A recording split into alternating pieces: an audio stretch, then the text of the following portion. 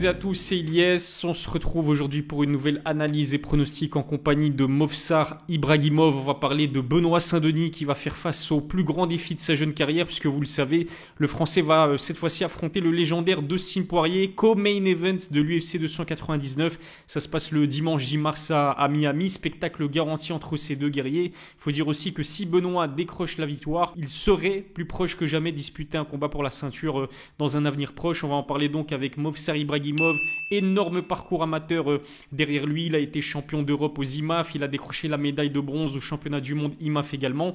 Il reste sur une victoire. En fait, ses débuts professionnels, il s'est imposé par KO au premier round. Ça n'a pas duré longtemps. Salut Movsar, comment tu vas?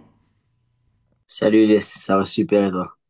Ça va très très bien. Notre dernière vidéo qu'on a enregistrée ensemble, Cédric Doumbé vs Baki, l'analyse et pronostic, a fait un pas mal, franchement, un beau petit succès, notamment au niveau des commentaires. Tout le monde ou presque nous a félicité, et toi en particulier pour ton analyse. Je sais pas si tu as vu ça dans les commentaires, mais ça fait plaisir en tout cas. Ouais, je regarde ça, je vais toujours regarder ce que les gens pensent, les commentaires, etc. Et merci beaucoup les gars, je suis content, vous kiffez. Et on fait de notre mieux pour faire apprécier au max. N'hésitez pas à lui donner un maximum de force à Movsar Ibragimov sur ses réseaux sociaux. Comme d'hab, je mettrai le lien de son compte Instagram dans la description. Donnez-lui un maximum de force. Alors c'est vrai que Movsar, généralement, commence ses analyses et pronostics par une question. C'est la question traditionnelle pour débuter la vidéo. Est-ce que tu es hypé par ce combat? Je me demande si est-ce que je dois vraiment te poser la question en sachant là qu'on aura droit à un Benoît Saint-Denis vs Dustin Poirier. En plus de cela, en co-main event de l'UFC 299 à Miami. Avant d'aller plus loin, j'ai un message super important à vous passer. Le mois de mars s'annonce vraiment très chargé pour les amateurs de sport de combat. En l'espace de quelques jours, on va avoir droit à du très très lourd. Cédric Doumbé vs Baki le 7 mars au PFL Paris. Francis Ngannou vs Anthony Joshua le 8 mars en boxe. Et évidemment, Benoît Saint-Denis qui va affronter Dustin Poirier en co-main event de l'UFC 299 à Miami. Suivre tous ces combats de folie, ça peut s'avérer très coûteux, mais j'ai un bon plan pour vous. Utilisez un VPN. Un VPN, c'est un logiciel qui vous permet de protéger vos données privées sur Internet. Votre adresse IP, elle est masquée, ce qui rend difficile, voire impossible, toute tentative de piratage de la part d'un internaute malveillant. CyberGhost est le leader mondial en ce qui concerne les VPN. Il compte plus de 38 millions d'utilisateurs dans le monde et est le VPN le plus recommandé sur Trustpilot. Vous pouvez également changer de serveur, vous connecter via un serveur étranger pour suivre vos séries préférées ou les compétitions sportives de votre choix, où que vous soyez. CyberGhost vous donne accès à plus de 35 plateformes de streaming allant de Netflix à Amazon Prime et vous permet de surfer en ligne sans la moindre restriction. Les applications CyberGhost sont compatibles avec Windows, Mac, iOS ou encore Linux et vous pouvez l'utiliser sur 7 appareils différents simultanément. Si ça vous intéresse, téléchargez CyberGhost via mon lien, profitez de 83% de réduction et de 4 mois offerts, soit 2,03 € par mois seulement. Je mettrai le lien dans la description et en commentaire épinglé, profitez-en. Franchement, ce combat, il me hype beaucoup pour plusieurs raisons. Déjà, Dustin Poirier, toi et moi, ça fait longtemps qu'on fait des vidéos ensemble. Je t'ai déjà dit, Poirier, c'est mon combattant préféré à l'UFC. Son style, la manière dont il fait un peu la bagarre, il provoque un KO avec une anglaise de fou, c'est calf kick. Moi, tu vois, si pas mon préféré, au moins dans le top 2 top 3. Et de l'autre côté, en plus, t'as le combattant français actuellement avec la plus grosse hype, la plus grosse visibilité à l'UFC. Ok. Mhm. Je parle pas de Dombé, on parle de sportivement. Donc, tu as la plus grosse catégorie de l'UFC actuelle, les lightweight, un des plus grands combattants de l'histoire de cette catégorie de Chine, opposé au représentant français, Benoît Saint-Denis. Tu es obligé d'être hypé. Et connaissant le style des deux, tu Mhm. sais qu'il y aura du sang et de la bagarre. Donc j'ai hâte de voir. Ah ouais, c'est vrai que ça va castagner. Franchement, les deux ont un style spectaculaire. On est bien servi. 7 mars, Doumbé vs Baki. 8 mars, Joshua contre Ngannou. 10 mars, Benoît Saint-Denis, Dustin Poirier. Pour moi, c'est le main event du peuple, hein. On sait que en main event, on aura droit à un Sean O'Malley vs Marlon Vera numéro 2. Il y a pas mal de beaux combats. Michael Venom Page aussi qui va faire ses débuts à l'UFC contre Kevin Holland. J'oublie évidemment d'autres très belles affiches, mais pour moi, ce Saint-Denis Poirier, en tout cas en francophonie, ça, comment dirais-je, ça concentre vraiment toute notre attention. C'est en train de prendre des proportions incroyables. Ouais, ces deux styles-là, t'as un fight of the night obligé. Mhm. À moins qu'il y ait un chaos très rapide, ce que je n'exclus pas, ce qui est possible. connaissant les deux guerres. Mais tu sais que ça va rester debout et que ça va s'envoyer des parpaings dans tous les sens. Donc, tu ne peux que être hypé. Et c'est sûr que même si le main event, il est pas mal du tout, en plus c'est bantamweight, c'est ma catégorie, je Mhm. peux te dire que on va l'attendre fort le co-main Dustin Benoit Saint-Denis. Première défense de ceinture aussi pour Sean O'Malley qui est considéré comme une étoile montante à l'UFC. Mais pour moi, franchement, ce Saint-Denis vs Poirier sur 5 rounds, on va en parler aussi, le fait que ça se fasse sur 5 rounds, mais c'est en train de voler la vedette au main event de ce combat. Dernière analyse, Cédric Doumbé vs Baki. Moi, je trouve que, justement, je te parlais de voler la vedette, mais en France, en tout cas, on parle beaucoup plus de Cédric Doumbé vs Baki comparé à ce Benoît Saint-Denis vs de Sim Poirier. Est-ce que tu as le même sentiment que moi? Et ce qu'il faut dire, c'est que certes, d'un point de vue visibilité médiatique, etc., Doumbé vs Baki, c'est au-dessus en France de Dustin Poirier, Benoît Saint-Denis. Par contre, sportivement parlant, Benoît Saint-Denis vs Dustin Poirier, c'est évidemment à des années-lumière de Doumbé vs Baki. Non, totalement. Et en plus, j'ai bien aimé que tu aies précisé en France, parce que c'est vrai que Mbaki Doumbé, ça fait beaucoup parler en France et dans la francophonie en général, mais dans le monde entier, celui qu'on va retenir et celui sur qui ceux sur qui les yeux seront rivés, c'est à l'UFC lors de Benoît Saint-Denis contre Poirier, parce que le monde regarde l'UFC, alors que seulement l'Europe regarde le PFL l'Europe. Tu vois, donc, Mhm. ou alors les fans vraiment hardcore, mais il y aura beaucoup plus de visibilité à l'international pour Mhm. l'UFC que pour le PFL.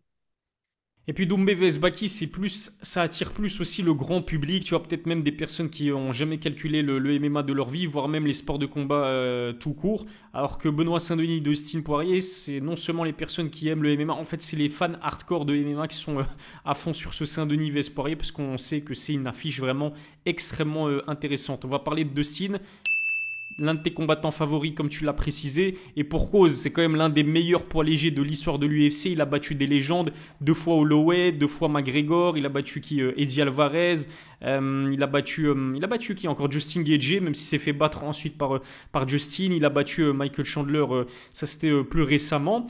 Numéro 3 chez les poids légers aussi, alors que Benoît il est numéro 12 dans la catégorie. Pourquoi, selon toi, Dustin a accepté un tel bourbier? Parce qu'on va pas se mentir, il a pas grand chose à y gagner dans ce combat.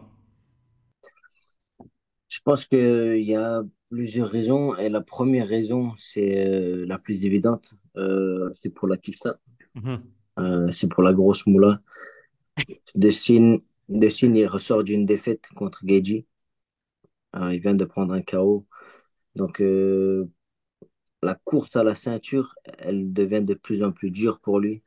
Surtout qu'il a déjà eu droit à son title shot, deux fois même. Ah non, une seule fois. Non, 2 fois. Donc, il a perdu contre Habib et contre Charles Oliveira, ouais. Ah, contre Charleroi, c'est ça. Deux fois. Donc, deux title shots. Et c'est très rare les combattants qui ont trois title shots. Donc, tu vois, il en est à un point où il sort d'une défaite. Il est obligé un peu de prendre ce qu'on lui propose. Et il commence à se faire vieux. Donc, faut pas trop traîner. Faut pas, tu vois, tu peux pas dire non, lui, je le prends pas. J'attendrai la prochaine. Il prend ce qui vient. Il prend la moula. Et je pense qu'ils y vont un peu. Ils se disent, on l'allume. Et peut-être qu'après, on va rechercher une dernière tentative de ceinture, je pense. Parce qu'il lui reste max un dernier run. Donc, Mhm. tu vois, c'est un peu. T'as pas trop le choix au vu de la situation. Et en plus, t'es bien payé, donc on y va. Moi, je l'aurais fait comme ça, en tout cas. Ouais, parce que Benoît, c'est vraiment l'étoile montante de la catégorie. Il commence à prendre une hype incroyable. Il reste sur un KO contre Matt Frevola à New York au Madison Square Garden. Donc c'est vrai que même aux États-Unis, la hype et la cote de Benoît Saint-Denis est en train de prendre une proportion folle. Et puis j'ai aussi entendu l'interview de Dustin Poirier, je crois que c'était accordé à Ariel Helwani, dans laquelle il a expliqué que il a accepté ce combat parce qu'il avait encore une conception martiale du MMA. Tu vois, il a toujours cet esprit de compétition. Il a envie de se prouver à lui-même qu'il a encore les capacités d'affronter un jeune lion affamé comme Benoît Saint-Denis. Et puis évidemment, c'est vrai que d'un point de vue financier, oui, ça va lui rapporter de l'argent parce que ça va se faire à Miami. Donc on sait que Dustin, il est originaire de Louisiane, mais il s'entraîne à Miami. Miami, c'est vraiment l'une des villes les plus agréables, je pense, des États-Unis. Donc évidemment, ça va lui rapporter énormément d'argent. Par contre, de l'autre côté, Mofsar, j'entends beaucoup de gens dire que c'est un défi beaucoup trop important pour Benoît Saint-Denis, que la marche apparemment elle est trop haute. Et c'est vrai que si on regarde les précédents adversaires de Benoît, il a affronté Thiago Moises, il a affronté Ismaël Bonfim, il a affronté Manfred Vola. C'est loin derrière un Dustin Poirier, on est d'accord. Est-ce que, comme les critiques, tu penses aussi que la marche peut être trop haute pour Benoît Saint-Denis? Est-ce que je vais même aller plus loin? Est-ce que tu penses qu'il n'aurait pas dû accepter d'affronter Dustin Poirier? Déjà, je vais répondre à ta question. Je pense qu'il a bien fait d'accepter ce combat.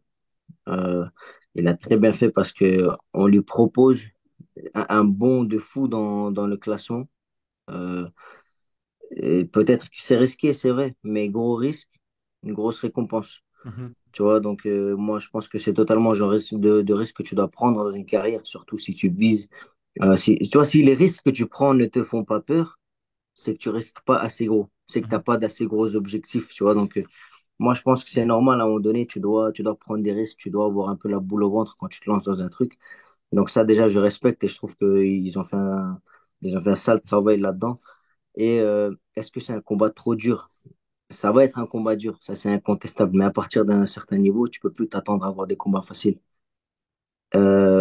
Et en plus, c'est un être humain en face. Deux bras, deux jambes. Il a battu Connor, il a battu qui tu veux. Euh, c'est quand même faisable. Tu vois, Mhm. un MMA, c'est un combat, c'est un combat. Il lui met une bonne droite dans la bouche, il va dormir.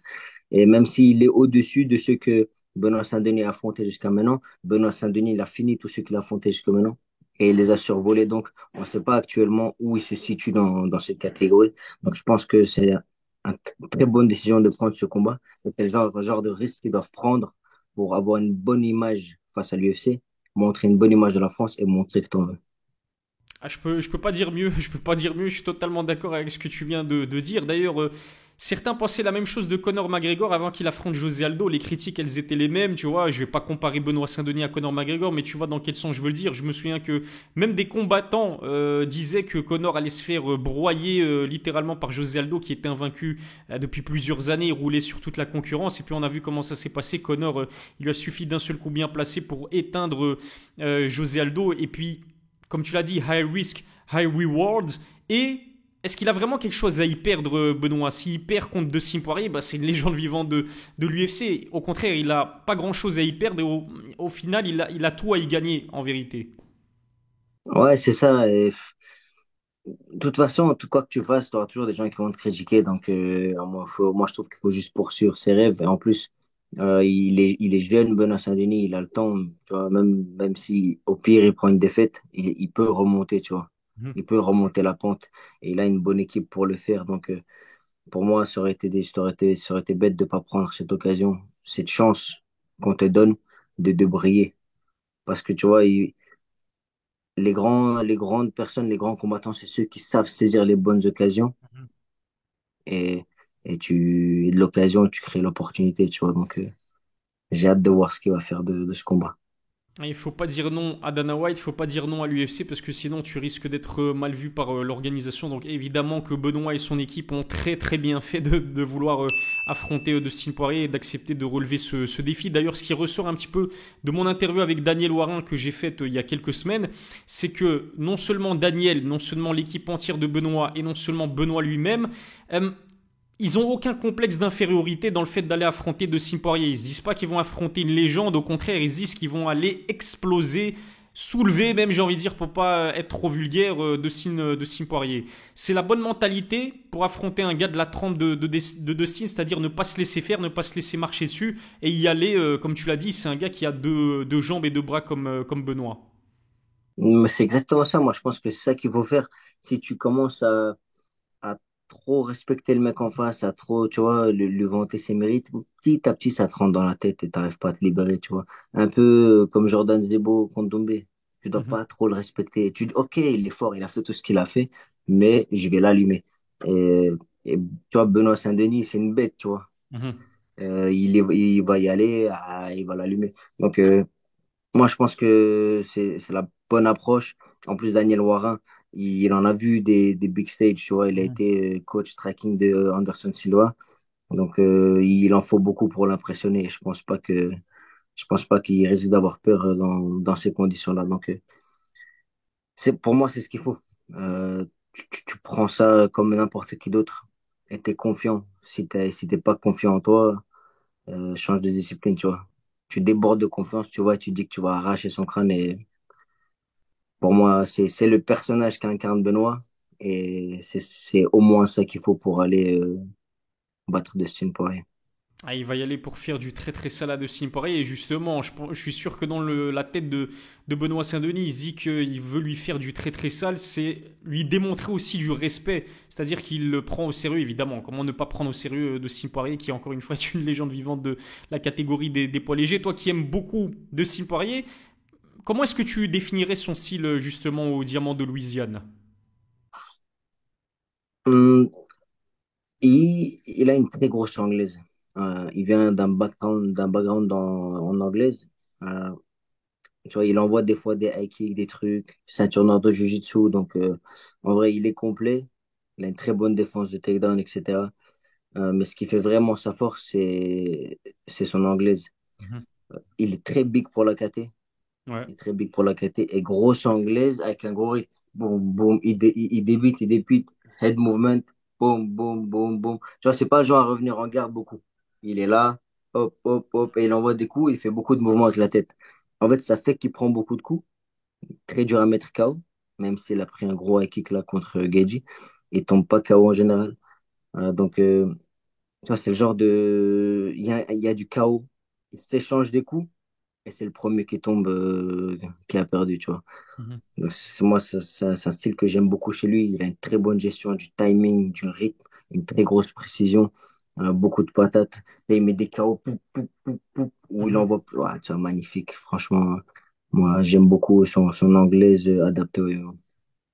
Ouais, c'est pas forcément un gars qui va te coucher sur un seul coup, mais comme tu l'as dit, il utilise les combinaisons en anglaise pour faire très très mal. Et en fait, quand il sent l'odeur du sang, alors là, il accélère et t'es dans le caca. Concrètement, on l'a vu contre Conor McGregor au deuxième combat. Conor montre un signe de faiblesse et là, t'as deux signes qui accélèrent, qui passent à la troisième vitesse. Ça fait très mal. C'est un gaucher aussi, il faut le dire, il faut le préciser. Et comme tu l'as dit, gros cardio, gros volume de frappe.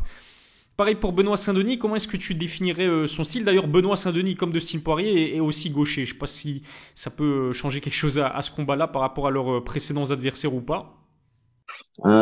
C'est vrai que c'est bizarre un peu gaucher contre gaucher. Mhm, Les deux, en général, ils sont pas habitués à ça parce mhm, que les gauchers, comme c'est une minorité, ils sont tout le temps habitués à boxer les droitiers.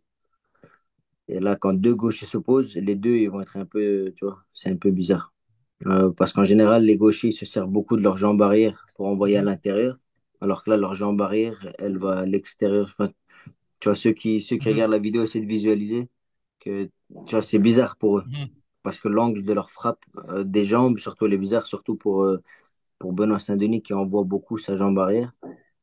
Donc, ça risque d'être bizarre un peu, mais après, ils vont sûrement adapter leur sparring partenaire, tu vois. Donc, il y aura de la préparation en amont. Je dirais que la différence, même si Benoît Saint-Denis, c'est aussi le genre à rentrer dans la bagarre comme de Sting, Benoît Saint-Denis, il rentre dans une bagarre plus complète, dans le sens où il pique beaucoup plus, euh, il lutte plus, grappling plus, Mhm. pression, mais globale. Alors que la pression de Dustin Poirier, c'est beaucoup en anglaise. Je dirais que de la même manière, Benoît Saint-Denis, il peut prendre beaucoup de coups, Mhm. très dur à mettre KO. On l'a vu dans son début à l'UFC. Euh, mais par contre, dans leur manière de mettre KO, ils sont différents. Mhm. Dustin Poirier, il va te sonner, boum, boum, boum, il va te marteler jusqu'à ce que l'arbitre il arrête. Alors que Benoît Saint-Denis, il te sèche sur un coup, tu vois. Donc, c'est ça Ouais. la différence. Et les gens qui encaissent des coups, comme Dustin Poirier, en général, ils se font, par c'est leur point faible, c'est les mecs qui te sèchent en un coup, tu vois. Donc, tu vois, c'est compliqué de voir qui a l'avantage dans l'opposition de leur style, mais il y a des choses intéressantes. Ouais, c'est un striker très agressif. Il utilise surtout le Muay Thai et ça, c'est la patte de Daniel Warin. Il est capable aussi de soumettre ses adversaires. Plutôt complet quand même, Benoît Saint-Denis. Et comme tu l'as dit, bagarreur comme Dustin et gaucher comme Dustin. Parlons-en justement de Daniel Warin. C'est vrai qu'en France, il y a vraiment de très très bons coachs. Stéphane Chauffourier, Arnaud Templier, Boris Johnston. Ça, c'est pour la Hatch Academy.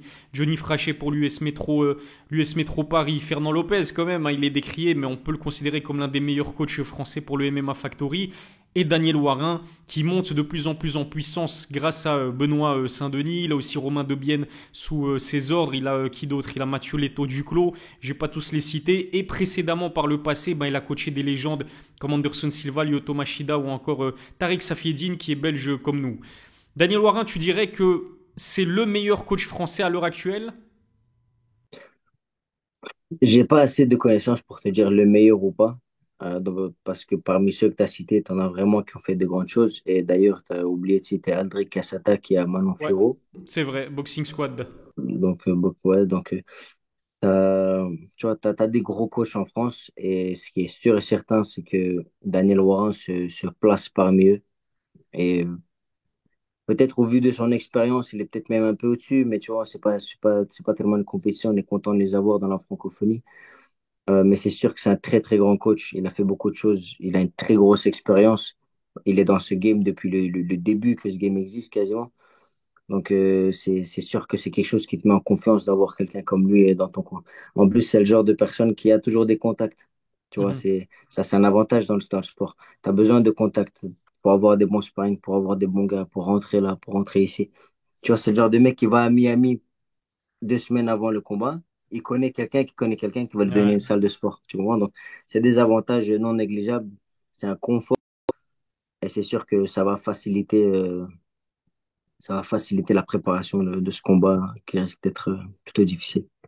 Il vit au Brésil, il parle portugais aussi, il a coaché pas mal de grands combattants brésiliens, donc comme tu l'as dit pour les sparring, c'est un truc de fou. Je me souviens, quand j'ai fait la première interview de Benoît Saint-Denis, quand il a signé à l'UFC, je me souviens que Benoît avait, il me semble, tourné avec Rafael Dos Anjos, et je pense que c'était au Brésil. Donc c'est pour dire que tu dis vrai. Et puis pour ce camp-là, il a tourné avec Saladin Parnasse, puisque Daniel Warin s'entend très bien avec Stéphane Chauffourier, Hatch de la Hatch Academy. Au niveau de ses game plans aussi, il est souvent, comment dirais-je, il est souvent, on vend souvent ses mérites pour ses game plans. Je pense par exemple au fait qu'il a prédit le KO par high kick de Benoît Saint-Denis contre Matt Frévola, donc c'était travaillé. Pareil contre Ismaël Bonfim. Ismaël Bonfim, qui était considéré comme l'un des plus grands prospects de la catégorie des poids légers. Rares sont ceux qui donnaient Benoît vainqueur contre Ismaël Bonfim.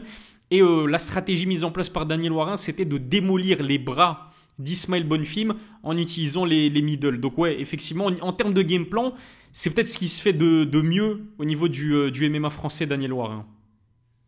Ouais, c'est ça. Après, je t'avoue que les game plans, c'est pas non plus des game plans très compliqués. La direction que tu donnes à la base, elle est facile, mais là où Daniel Warin il brille, c'est dans le fait d'apprendre à ton combattant à l'appliquer. Mhm. Euh, Tu vois, par exemple, quand un mec, c'est un gros striker avec une grosse anglaise, surtout que tu as un background de Muay Thai, c'est le genre c'est la première chose qui te vient en tête de kicker dans son bras fort pour qu'il ose Mhm. plus l'envoyer. Mhm. Surtout que c'est un gaucher, Benoît Saint-Denis. Donc, faut dire que si moi, je suis un droitier, quand j'envoie ma main droite, j'ouvre mon foie pour la jambe forte du gars en face. Mhm. Donc, s'il envoie beaucoup de jambes arrière, ça bloque mon bras. Donc, ça, c'est quand tu as une petite expérience, bon, allez, quand même une certaine expérience dans le striking, c'est le genre de plan qui vient de base. Mais là où tu dois vraiment accélérer, c'est sous la pression, sous la fatigue, dès le début, à réussir à appliquer à ton combattant ces trucs-là. Parce que rien que lui dire, ça ne suffit pas. Tu dois Mhm. faire répéter, tu dois driller ces choses-là. Et je pense que c'est là-dedans, dans la méthode surtout, que Daniel Warren excelle.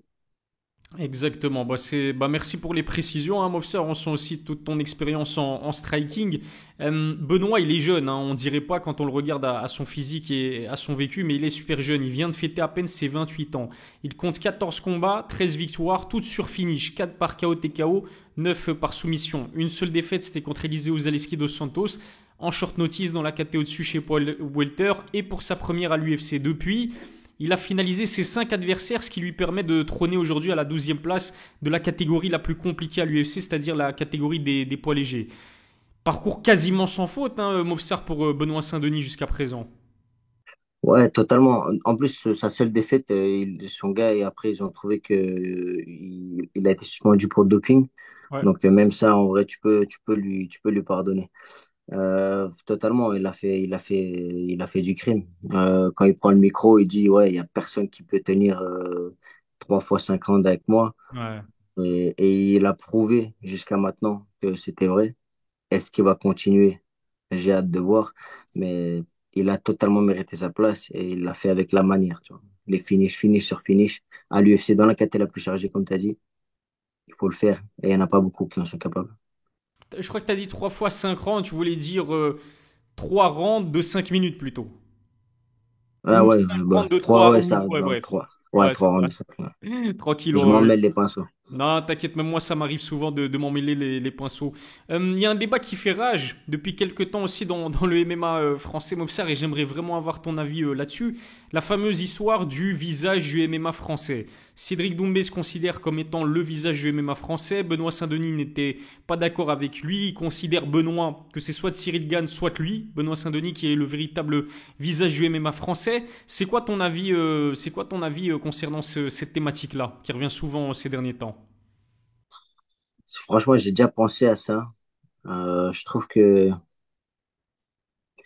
c'est dommage de chercher à mettre une seule tête sur l'avant. Parce qu'il y a tellement de.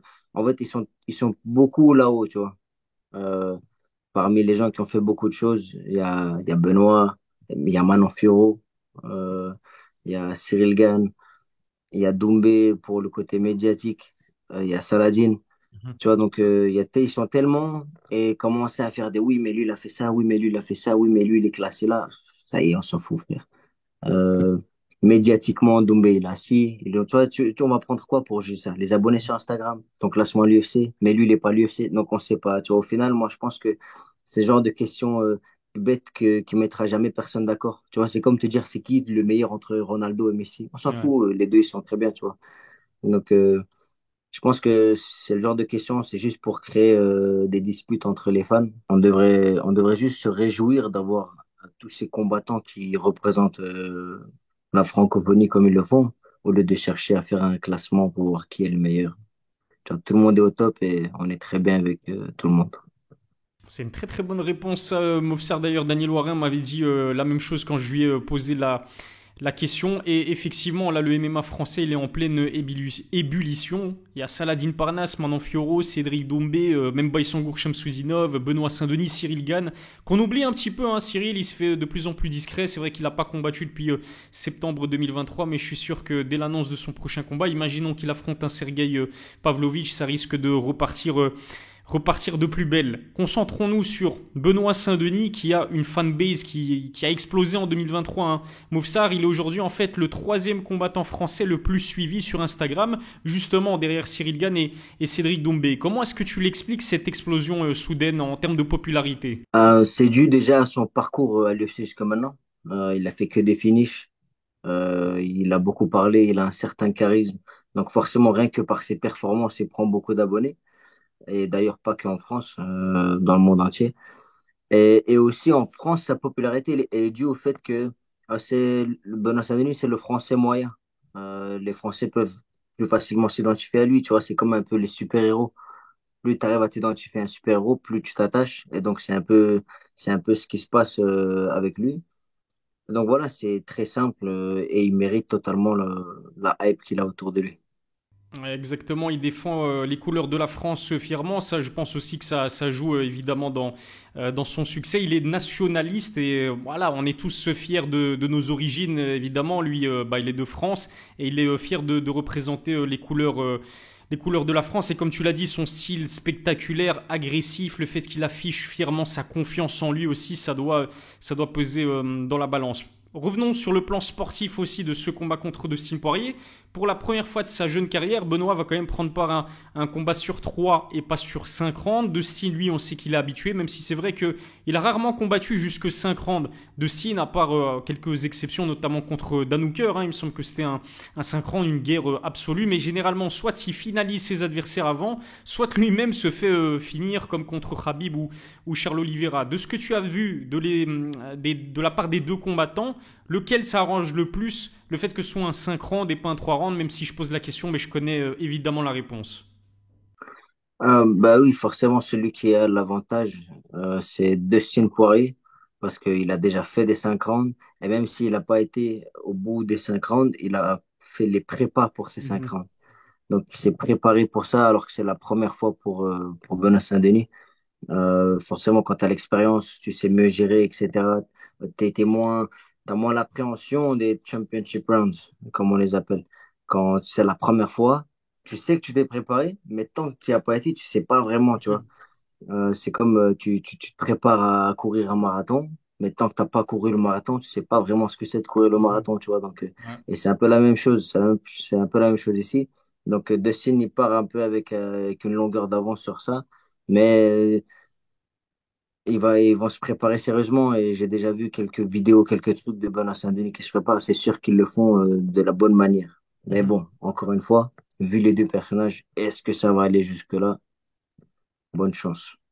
Il y a très peu de chances pour qu'on aille jusqu'au cinquième round, hein. Franchement, il y a 90% de chances que le combat se termine soit par un KO, soit par une soumission. On vous en parlera un petit peu plus en détail dans quelques instants lors de nos pronostics. Il me reste deux questions à te poser, Movsar. Aujourd'hui, Dustin, ton combattant préféré ou l'un de tes combattants préférés, ben, il a quand même 35 ans. Il est passé par de nombreuses guerres. Je te parlais de Dan Hooker, par exemple, Eddie Alvarez. Le premier combat contre Justin Gaethje aussi, c'était un truc de malade. Il reste sur une défaite par KO aussi, justement, contre Justin Gaethje à son dernier combat.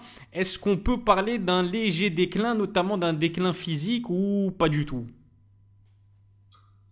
Je pense que oui, je pense que tu peux pas lutter contre les effets du temps. Je pense pas non plus que c'est un très gros déclin, mais on va tout doucement arriver au vieillissement de cette KT et de Sin en fait totalement partie. Euh, c'est sûr qu'il a un peu les effets de l'âge, mais il a aussi les avantages de l'expérience dû à l'âge. Donc, ouais, tu vois, t'as le problème de l'âge, forcément. Tu perds en performance, tu gagnes en expérience, mais aussi des fois, tu peux perdre dans ta motivation, Mhm. surtout quand tu as une certaine aisance dans ta vie. Il a fait beaucoup de guerres, il a pris des KO, et plus tu prends des KO, moins tu es résistant. Par contre, il y a un truc, Mhm. c'est que Dustin, dans sa carrière, il a jamais pris deux défaites de suite. Mhm.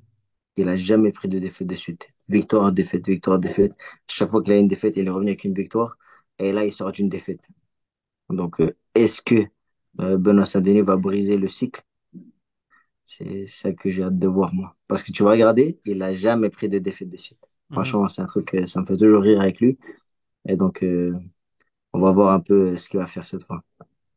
Moi, j'ai peur un peu d'une fin de carrière peut-être à la Tony Ferguson parce qu'il a pris quand même pas mal de punishment, hein, au cours de sa carrière et j'ai vraiment hâte de voir l'état de son menton. On aura certainement des indications à ce sujet-là contre Benoît Saint-Denis parce que Benoît, il va envoyer des parpaings. Je pense que de Ciné au courant et il s'est préparé de manière très sérieuse face à ce challenge.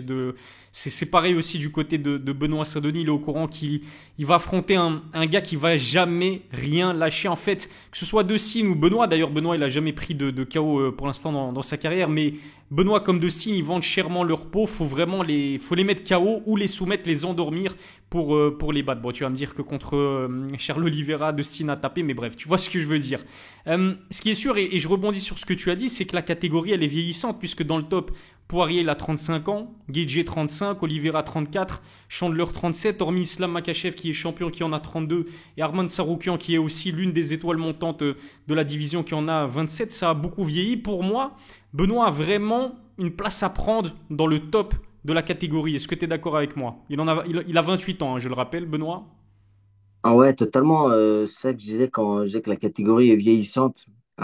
C'est que il va y avoir un remplacement et ça va peut-être même être la fin de la domination des lightweight à l'UFC. Je vois bien, par exemple, la nouvelle ère Topuria, les featherweight et même Mhm, Sean O'Malley, les bantamweight, reprendre un peu le flambeau de la popularité à l'UFC, devenir les plus grosses KT. Parce que pour l'instant, tu as Tsarokan, de gros prospects de fou. Tu as Benoît Saint-Denis qui arrive et à mon avis, Islam qui va rester encore un petit moment. Mais après eux, tous les top 15 ils ont 33, 34, 35 ans. Donc, tu risques d'avoir un remplaçant. Il faut voir un peu qui vont être les prochaines étoiles montantes, tous les prochains prospects. Est-ce qu'ils vont être assez vendeurs? Parce que de l'autre côté, tu as Topuria qui parle de faire un stade de foot 80 000 personnes en Espagne et tout. Ça risque de faire de la hype. Donc, la catégorie est vieillissante et celui qui peut la faire vivre et péter, c'est peut-être Benoît Saint-Denis. Ouais, en tout cas, s'il bat Dustin Poirier, franchement, il serait très très proche d'un title shot dès 2024. On sait que normalement, Islam va défendre son titre soit contre Justin Gaethje, soit contre le vainqueur de Charles Oliveira, Arman Saroukian. C'est pas encore clair, mais je pense que Benoît Saint-Denis, en cas de victoire contre Dustin Poirier, surtout s'il le bat de manière spectaculaire, je pense que l'UFC va réfléchir à deux fois avant de mettre en place une opposition entre Islam et Saroukian, par exemple, le rematch.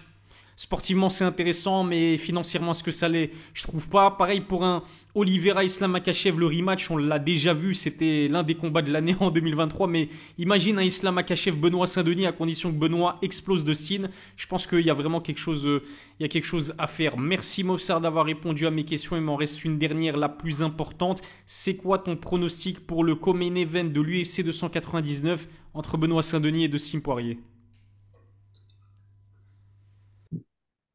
Pronostic pas facile, mais je pense que je pense que je vais partir sur un TKO de Benoît Saint-Denis. Je pense que Benoît Saint-Denis va gagner par TKO. Genre round 2, round 3. Je pense que il va pas le sécher d'un coup. Et je pense qu'il va bien le faire tomber. Bom, bom, bom. Et finish. Je pense round 2, round 3. Je pense que le lion affamé va finir par battre le roi de la jungle vieillissant. Moi aussi, je vois Benoît Saint-Denis s'imposer contre Dustin Poirier. Par contre, moi, je dirais que Benoît Saint-Denis a plus de chances de battre Dustin par soumission au deuxième round. Premier round, ça va être une guerre absolue. Je pense vraiment qu'on va assister à une pure démonstration de striking. Et je pense que Benoît et l'équipe de Benoît, Daniel Warin, etc. sont bien conscients que les deux derniers... Enfin non, attends, il y a deux défaites de Dustin Poirier qui sont faites par soumission. C'était contre Khabib et Charles Oliveira. Pour moi, le sol de Benoît Saint-Denis est meilleur que le sol de Dustin Poirier. Même si c'est vrai, Dustin est ceinture noire de BJJ. Mais je sais pas si tu te souviens de cette interview d'Islam Makhachev qui disait qu'en fait, il vérifiait vraiment les ceintures noires dans la catégorie des poids légers. Et selon lui, je pense qu'il avait dit que Dustin, c'était pas vraiment une ceinture noire de BJJ. Enfin bref, on va pas manquer de respect à Dustin Poirier, mais pour moi, la voie la plus intéressante pour Benoît Saint-Denis pour l'emporter contre Dustin Poirier serait pas d'aller dans une bagarre ou une guerre, parce que Dustin est vraiment solide, mais ce serait peut-être de le surprendre, l'amener au sol et puis peut-être le finaliser, aller gérer étranglement arrière pour Benoît Saint-Denis dans le deuxième round. Merci de nous avoir suivis. Donnez-nous vos pronostics dans les commentaires. N'oubliez pas de vous abonner au compte Instagram de Movsar Ibragimov, c'est très très important. Et puis, si cette vidéo vous a plu, abonnez-vous également à ma chaîne YouTube. On est à plus de 132 000 abonnés déjà, donc c'est super. Movsar, merci beaucoup et à la prochaine pour une nouvelle analyse. Merci à toi, Elias. À la prochaine.